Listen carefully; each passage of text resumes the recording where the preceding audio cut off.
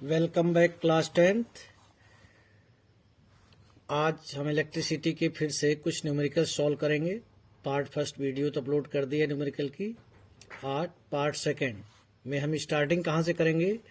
Registers connected in series and resistors connected in parallel. Suppose R1, R2, R3 तीन registers हैं, उनको series में connect किया जाता है। तो आपको ये फार्मूला आना चाहिए कि सीरीज में R1, R2 और R3 में एक चीज सेम होगी, दैट इज करंट। तो सीरीज के लिए फार्मूला ये होता है RS is equal to R1 plus R2 plus R3। यही फार्मूला पैरेलल के लिए क्या हो जाता है? 1/RP is equal to 1/R1 plus 1/R2 plus 1/R3। What I mean to say, when resistors are connected in series, their equivalent combined final resistance is equal to algebraic sum of the resistance of each resistance। मतलब directly जैसे आप actual सम करते हो, algebra वगैरह में सिखाया जाता है आपको, सीरीज में तो आप सम कर देंगे। But in case of parallel connection, the equivalent resistance, the final resistance is equal to reciprocal of final resistance is equal to sum of reciprocals of resistance of given resistors. Means जो final resistance आ रहा है उसका reciprocal equal to होता है sum of reciprocal of each resistance. जो आपके तीन रजिस्टर्स दिए उनके रेजिस्टेंस का सम। जैसे आपसे एक क्वेश्चन पूछा जाए कि 3 resistors of 4 ohm, 8 ohm and 12 ohm are connected in series and parallel, find the equivalent resistance। तो सीरीज के केस में तो आपके लिए बहुत इजी है, तीनों को आप ऐड कर देंगे, 4 + 8 + 12 24 ohm, and this is your final answer। But in case of parallel, first of all you have to mention the formula। अब इसके बाद आप वैल्यू रखेंगे। वैल्यू आपकी क्या क्या आई है? 1/4 प्लस 1/8 प्लस 1/12। ध्यान देंगे 1/RP इज इक्वल टू हो जाएगा, एलसीएम लेंगे आप, एलसीएम इसका आएगा 24। तो 1/RP इज इक्वल टू आ जाएगा 11/24। कई बच्चे इसे ही आंसर लिख देते हैं, नो, ये 1/RP की वैल्यू है। जरा क्रॉस मल्टीप्लाई कीजिए, RP क्या हो जाएगा? 24/11। इसको आप 2 होल 2/11 ओम भी कर सकते हैं। और डेसिमल में अगर समझ लो किसी कंपटीशन में डेसिमल वगैरह में दिया होगा तो डेसिमल में अप्रोक्सीमेटली जो होगा वो आपको मैं बता दूं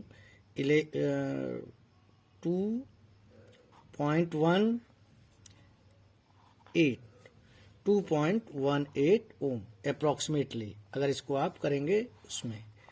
मैं आपको एक बहुत इंपॉर्टेंट बात बताना चाहता हूं कि सीरीज में मैंने बताया कि करंट सेम होता है और पैरेलल में पोटेंशियल डिफरेंस। बिना कैलकुलेशन किए अगर आपसे इक्विवेलेंट रेजिस्टेंस पूछे और आपको 2 या 2 से ज्यादा रेजिस्टेंस दिए हुए हैं रजिस्टर्स के, लेकिन खास क्या है, वो जो रेजिस्टेंस दिए हैं उनमें बहुत बड़ा डिफरेंस है। जैसे मैं कह रहा हूं R1 है 1 ओम का और R2 है 10,000 ओम का, ठीक है। ऐसे केस में आपको कोई कैलकुलेशन करने की जरूरत नहीं है। आप सीरीज में जो बड़ा वाला रेजिस्टेंस है उसी के इक्विवेलेंट आएगा, अप्रोक्सीमेट 10,000 के। देखिए आप प्रूफ भी कर सकते हो। अगर सीरीज में आप निकालोगे तो 1 + 10,000 आएगा, 10,001 which is equivalent to 10,000। Parallel में जो छोटा वाला है उसके इक्विवेलेंट आएगा, यानी कि 1 ओम के। तो पैरेलल वाला मैं आपको प्रूफ करके दिखा रहा हूं। तो पैरेलल में आप क्या करते हो? 1/R1 प्लस 1/R2, यही तो लिखते हो आप। तो 1/RP is equal to 1/1 plus 1/10,000, ठीक है भाई। एलसीएम लीजिए, एलसीएम आएगा आपका 10,000। यहाँ 10,000 और यहाँ क्या आएगा? 1। ध्यान से देखिएगा, 1/RP इज इक्वल टू आ गया 10,000 1 अपॉन 10,000। ठीक है, तो क्रॉस मल्टीप्लाई करेंगे तो 10,000 1 RP इज इक्वल टू 10,000। तो RP क्या आएगा? RP आपका आएगा 10,000 डिवाइडेड बाय 10,001। आप इसे कैलकुलेटर से कैलकुलेट कीजिएगा, आपका आंसर आएगा 0.99 करके आएगा। और आप जानते हैं कि 0.99 इज इक्वल टू अप्रोक्सीमेट 1। तो वही चीज मैं आपको बताना चाह रहा हूं कि यहां तो आप बड़े इजीली पकड़ लेते हैं कि जब दो रजिस्टर्स दिए हैं, दो से ज्यादा भी रजिस्टर दे सकते हैं, उनके रजिस्टेंस दिए हुए हैं, तो सीरीज में बड़े वाले को बता देंगे कि इसके इक्विवेलेंट होगा और पैरेलल में छोटे वाले के। तो यहां तो आप बड़ा छोटा बड़ी इजीली आइडेंटिफाई कर लेते हो। आपको दिक्कत कहां थी वो मैं आपको बताता हूं। देखिए, आपको दो रजिस्टर्स दिए हुए हैं, एक है 10 पावर -1 और दूसरा है 10 पावर -5। सबसे पहले तो आपको ये मालूम होना चाहिए कि इनमें से बड़ा कौन है। तो माइनस का पावर लगा हो तो जिसके पास छोटा होगा वो बड़ा होगा। 10 पावर -1 बड़ा है किससे? 10 पावर -5 से। तो सीरीज में 10 पावर -1 के इक्विवेलेंट हो जाएगा, पैरेलल में 10 पावर -5 के इक्विवेलेंट हो जाएगा विदाउट एनी कैलकुलेशन। तो कुल मिला के मैं ये कहना चाह रहा हूं कि वैसे तो सीरीज और पैरेलल का निकालने के लिए है यहां पर, बट अगर आ जाए कि without actual calculation what will be the final resistance when two registers of resistance 10 power -1 and 10 power -5 are connected in series. When connected in series, greater one will be your answer. When connected in parallel, smaller one will be your answer. तो आपका ये series और parallel के ऊपर एक question पूछा जा सकता है और एक बड़ा ही इंटरेस्टिंग क्वेश्चन आता है इसी के ऊपर, सीरीज और पैरेलल के ऊपर। वो मैं आपको बताने जा रहा हूं। क्वेश्चन क्या है? How many resistors of 44 ohm should be connected in series so that equivalent resistance is 132 ohm? मतलब 44 ओम के कितने रजिस्टर सीरीज में आप लगाओगे कि जो इक्विवेलेंट फाइनल कंबाइंड रेजिस्टेंस आए वो 132 हो। इसमें तो बहुत इजी है, आप 132 को 44 से डिवाइड कर देंगे and you will get 3 resistance. वैसे भी आपको क्लियरली समझ में आ गया, R1 plus R2 plus RT कितने हैं? 3 होंगे, तभी तो आएगा ना 132 ओम। बात आती है पैरेलल पे कि पैरेलल में कितने जोड़े जाएं कि how many registers of 44 ohm should be connected so that equivalent resistance is 11 ohm. आप मान लीजिए कि n रजिस्टर्स आप यूज कर रहे हो, कितने? n। तो देखिए फार्मूला क्या है, वो आपको सिखाया जा चुका है। फार्मूला ए आपका होता है। तो यहां पर मैंने n की बात की है, तो मान लो n रजिस्टर्स हैं। अभी आप कुछ मत करो, बस ऐसे लिखा आपने। तो 1/RP फाइनल क्या चाहिए? 1/11। R1 क्या है भाई? 44। R2 क्या है? 44। और ऐसे करके कितने रजिस्टर्स? तो हम मान लेते हैं कि सपोज कर लो इसमें n रजिस्टर्स जोड़े जाने चाहिए। How many? n। तो 1/44 को आप 2 बार ऐड करोगे तो 2/44 होगा, 3 बार ऐड करोगे तो 3/44 होगा, 5 बार ऐड करोगे तो 5/44 होगा। तो n बार ऐड करोगे तो क्या आएगा? n/44। क्लियर है? 1/44 प्लस 1/44 ऐसे n टाइम्स था ना, तो ये आ जाएगा आपका n/44। क्रॉस मल्टीप्लाई करेंगे तो आपको क्या मिलेगा? 11n is equal to 44। n is equal to क्या हो जाएगा?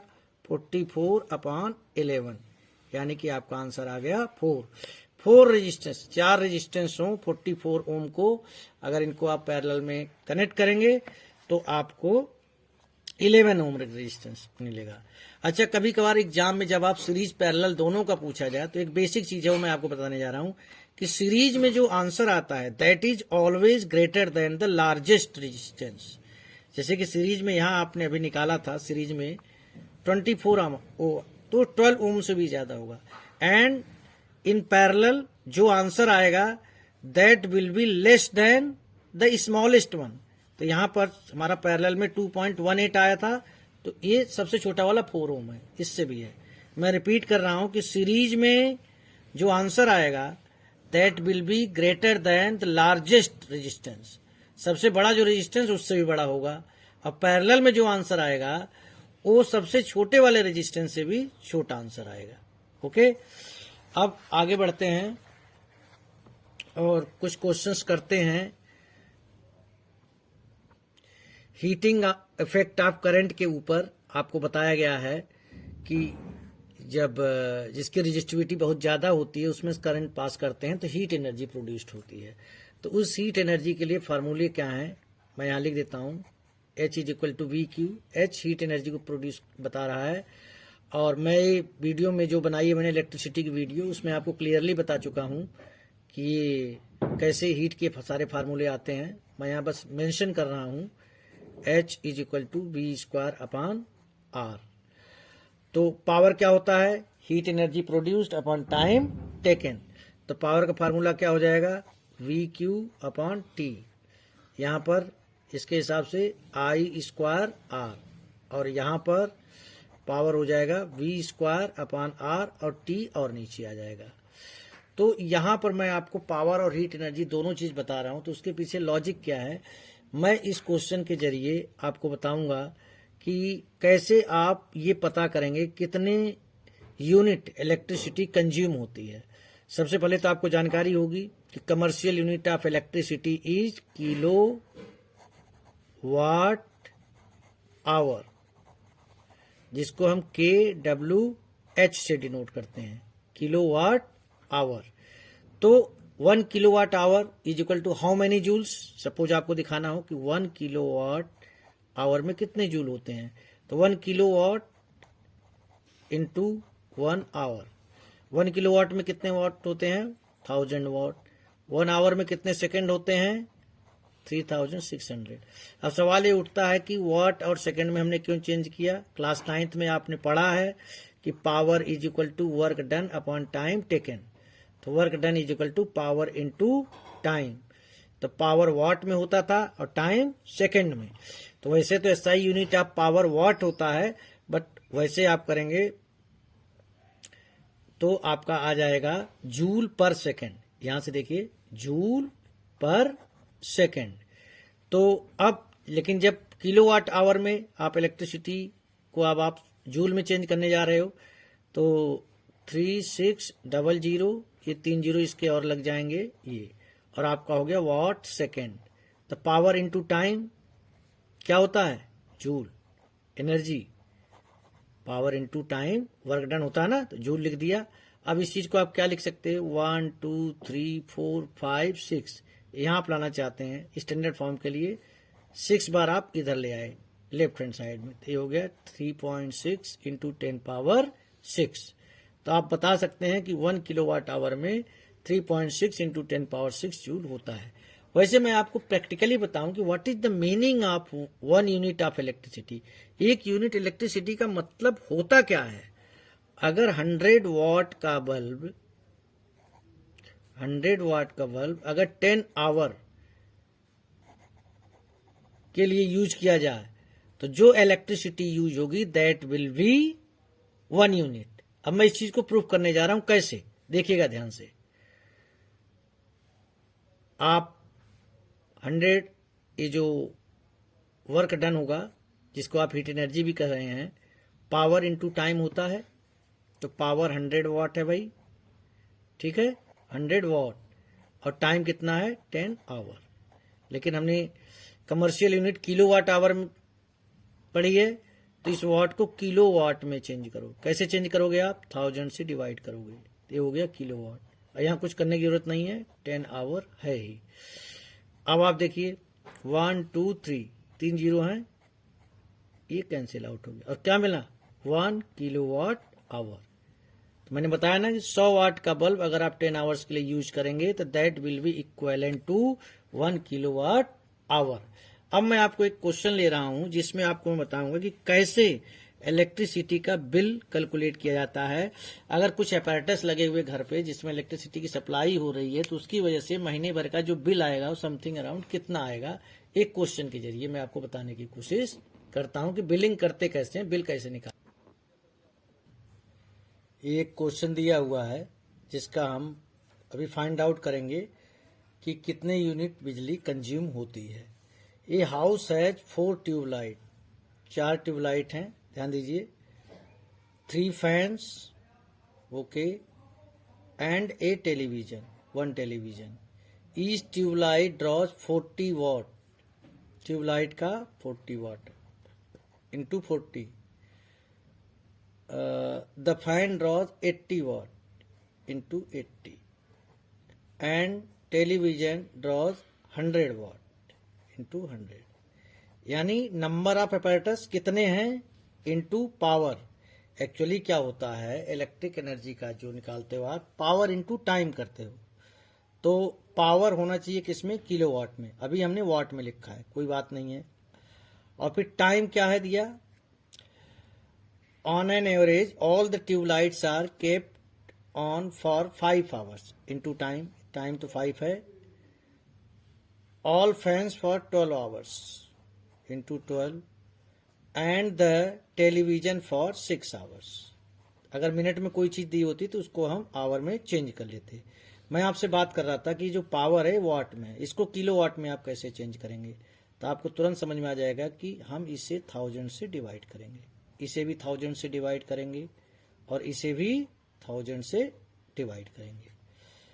एक्चुअली ये अपॉन 1000 40 के साथ है, तो कोई फर्क नहीं पड़ता, मल्टीप्लाई में किसी के साथ भी है। तो यहां मैं इस क्वेश्चन के जरिए, अब आप एक्चुअल एग्जाम में जब क्वेश्चन करोगे तो कैसे करोगे, 4 into 40 upon 1000 into 5 plus 3 into 80 upon 1000 into 12 plus 1 into 100 upon 1000 into 6। Number of apparatus kilowatt में power into time in hours आपने कर लिया। और इसको आप जल्दी से कैलकुलेट कर लेंगे तो क्या आएगा आपका, 5 4 जा 200, 4 जा 800 अपॉन 1000 प्लस इधर 360, 24,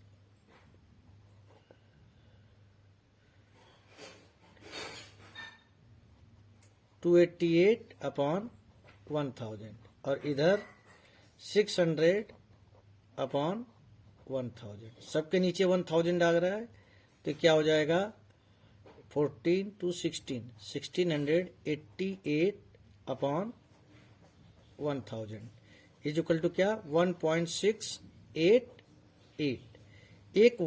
ये इतना किलोवाट, इतने यूनिट बिजली यूज होती है 1 डे में। 30 डेज का पूछा है, तो 30 डेज का हो जाएगा 1.688 इंटू 30, मल्टीप्लाई कर देंगे। और कॉस्ट क्या दे रखा है, ₹3 इंटू 3 कर देंगे, तो ये आपका आ जाएगा सब कि पूरा कितना बिल होगा। तो आपने देखा, सबसे पहले आपने निकाला कितने किलोवाट एनर्जी, किलोवाट मतलब कितने यूनिट बिजली, जिसको किलोवाट आवर कहते हो, यूज होती है। तो उसके लिए है number of apparatus into power, power होना चाहिए किलोवाट में, इंटू टाइम, और टाइम होना चाहिए आवर में। Number of apparatus into power kilowatt में, इंटू टाइम आवर में, ऐसे करके सबको ऐड कर लीजिए। अब ये 30 डेज का पूछा है तो इंटू 30 कर दिया। कभी कभार मंथ का नाम दे देते हैं, जून दे दिया, जून 30 डेज का होता है, जुलाई होगा तो 31 डेज, अप्रैल होगा तो 30, ऐसे करके यहाँ पर तो 30, और 1 मंथ बोले तो 1 मंथ में जनरली 30 डेज ही काउंट करते हैं। तो आप समझ गए होंगे कि कोई चीज़ कितनी देर चलती है, उसका कितना पावर है, इसके बेस पर कितने हैं वो चीज़ें, इसके बेस पर आप ये पता कर सकते हैं कि कितनी यूनिट बिजली कंज्यूम कर रहे हैं पर डे, 30 डेज में कितना करेंगे, और फिर सारी बिजली जो आ जाएगी कितना यूनिट बिजली कंज्यूम की, तो उसमें आप कॉस्ट जो है, अगर पूछा है तो पर यूनिट कॉस्ट जो है उससे मल्टीप्लाई कर लेंगे, तो you will get your answer. तो देखिए, आपका इलेक्ट्रिसिटी चैप्टर में जो बेसिक फार्मूले थे उसके बेस पर जितने क्वेश्चंस हो सकते थे वो मैंने कराए हैं। अब सिर्फ एक चीज बच रही है, और वो बच रही है आपकी एक्सरसाइज। इलेक्ट्रिसिटी चैप्टर के लास्ट में एनसीईआरटी में जो एक्सरसाइज है दैट इज वेरी इंपॉर्टेंट, उसका सोल्यूशन मैं अपने नेक्स्ट वीडियो में अपलोड करूंगा। आई होप अभी तक जो मैंने आपको बताया, सिखाया, वो आपको समझ में आया होगा और आप प्रैक्टिस कर रहे होंगे, करते रहिए। सबसे लास्ट वीडियो जो आएगा आपका that will be the solution of exercise of electricity. Thank you.